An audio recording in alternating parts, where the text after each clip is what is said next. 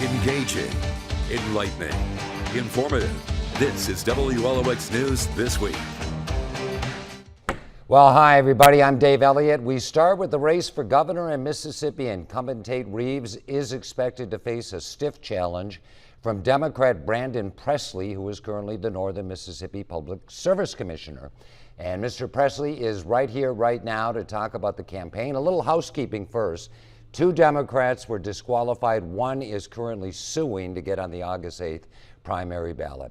Commissioner, I hope this is the first of many conversations with WLOX down here in South Mississippi between now and November, and thanks for joining us.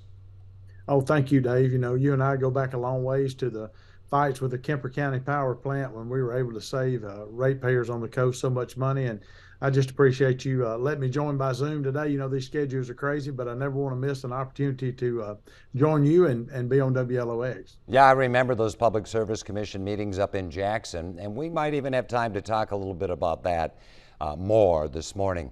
But first, let's just talk about political reality. Mississippi is not a swing state. We are solidly red.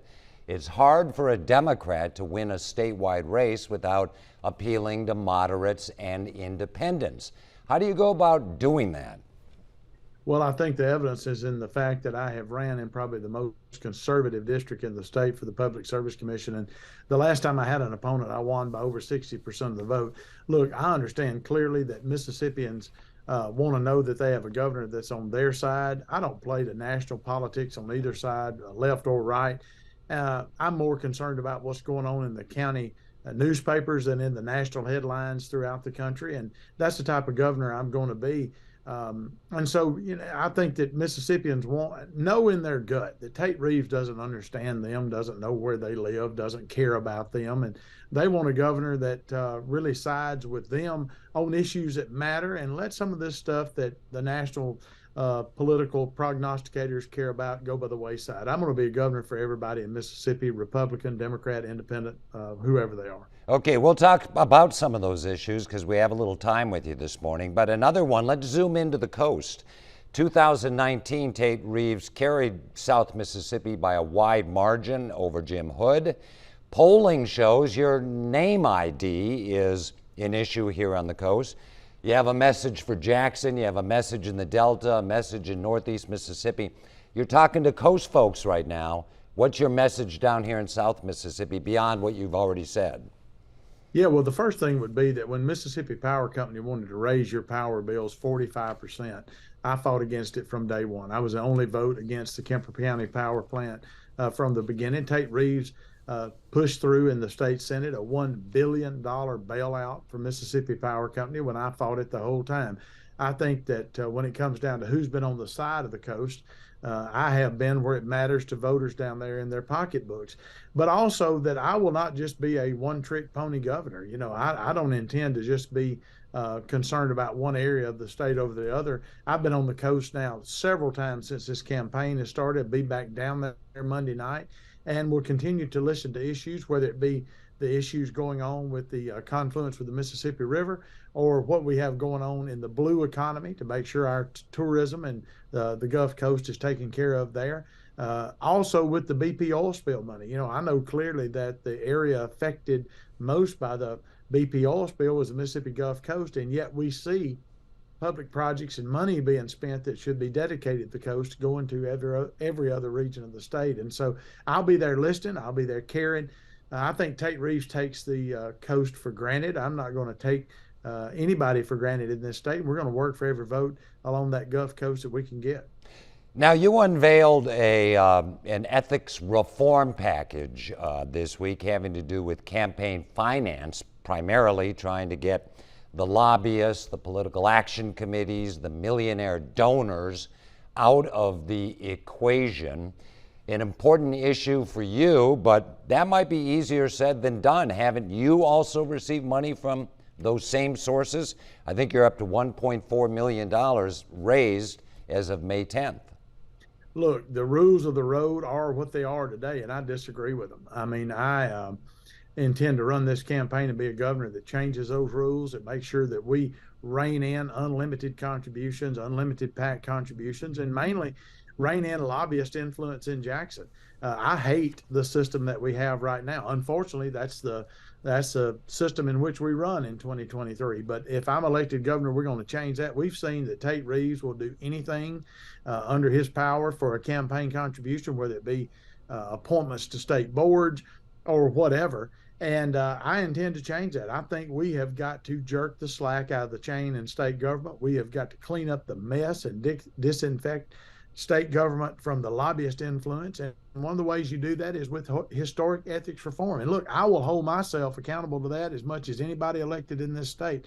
That's something you will never hear Tate Reeves utter a word about trying to take on in state government. I'm willing to take it on day one and put the legislature, make them put their foot on base as to where they stand to cleaning up state government. All righty. Well, let's talk about what's been one of the biggest stories in Mississippi, and everyone around the state horrified by this DHS welfare TANF scandal, $77 million misused, misspent.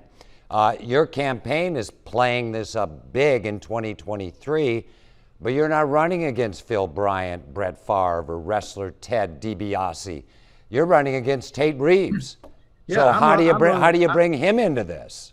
Yeah, I'm running against the guy who decided he would fire the independent prosecutor that was going after the people who have done the damage in this case. Tate Reeves fired Brad Pygott, who was an independent prosecutor in this case, a former United States attorney. And when he got too close to Tate Reeves' buddies, too close to Tate Reeves' contributors, Tate Reeves woke up and decided to fire him. And so, yeah, I'm running against the guy who's been the chief cheerleader for this. And also, you know, evidence shows that Tate Reeves has helped to direct money to his own personal trainer. We're talking about the guy that has taught Tate Reeves how to do jumping jacks, got $1.3 million of money that should have gone to families who were struggling. You bet. I mean, Tate Reeves is not going to have the liberty of having it both ways in this campaign, to say that somehow he's coming in this election trying to clean up things when he has got his hands as dirty as anybody in this entire scandal. And it all starts with the fact that he fired the independent prosecutor that got too close to his friends, got too close to his buddies. And I think that puts him square in the middle of this controversy. If I'd been governor at the time, I would have asked for everybody in the world to investigate this, to clean it up and find the evidence and find the truth. Instead, Tate Reeves inserted himself to protect his friends. All right. Well, Tate Reeves will have an opportunity to defend himself. I'm not going to defend him. And I've asked him directly about this, and he says he supports the investigation. And the fact is, no, it's a federal investigation, though. And as Lieutenant... But why did he fire here's the thing, Dave. Why did he fire the independent prosecutor hired by the state? You need to ask him that question. Okay, I will.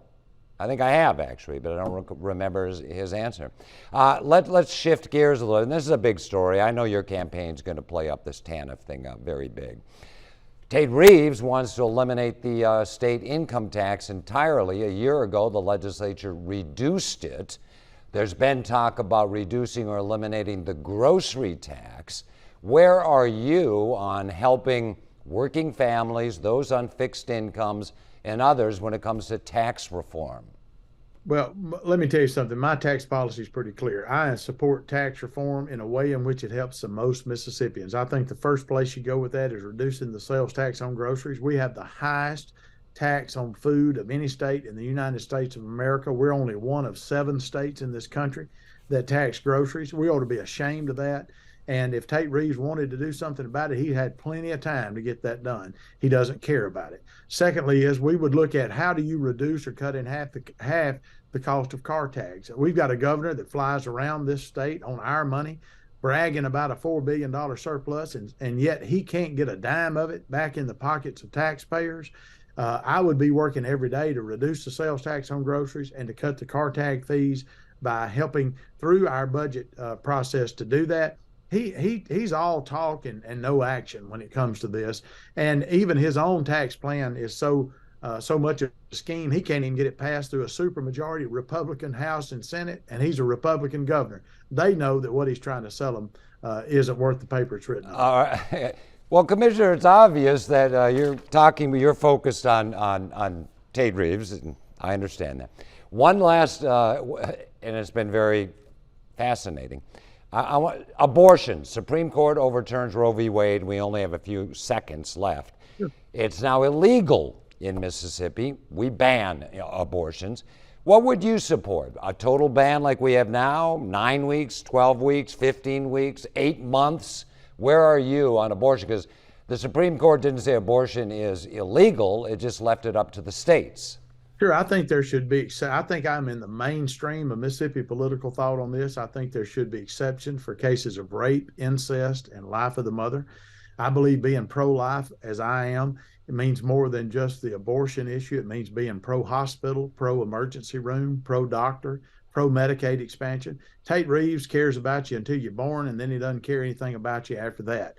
I support the exceptions that are in the law, but I also support making sure that we have access to health care once people are here and we're not seeing hospitals shut down across the state. But what about the ban, Commissioner? Can you commit to a 12-week, a 15-week ban that you would think would be appropriate in Mississippi? You know, I think that's up to the legislature. I have said to you, you know, clearly several times that I have no problem. I am a pro-life candidate, but I believe there should be exceptions in the law for rape, incest, life of the mother. I know that's being debated on a national stage, but in Mississippi, we must make sure that we care about families once and babies once that they're born. I'm pro-life and have been from the time I first ran for state office. I know the number of weeks is going to be debated on a national stage, and that'll come before the legislature. But I am pro-life, but I do believe that we should have exceptions for rape, incest, and life of the mother. Brandon Presley, again, can't wait to see you. We'll have to have you in the studio next time, I hope. Thanks so much for being with us, okay? Thanks, Dave. Good to see you. Good to be on Zoom with you. Next, we turn to the state of the coast economy, issues working for and against South Mississippi. We'll hear from the Gulf Coast Business Council when we come back.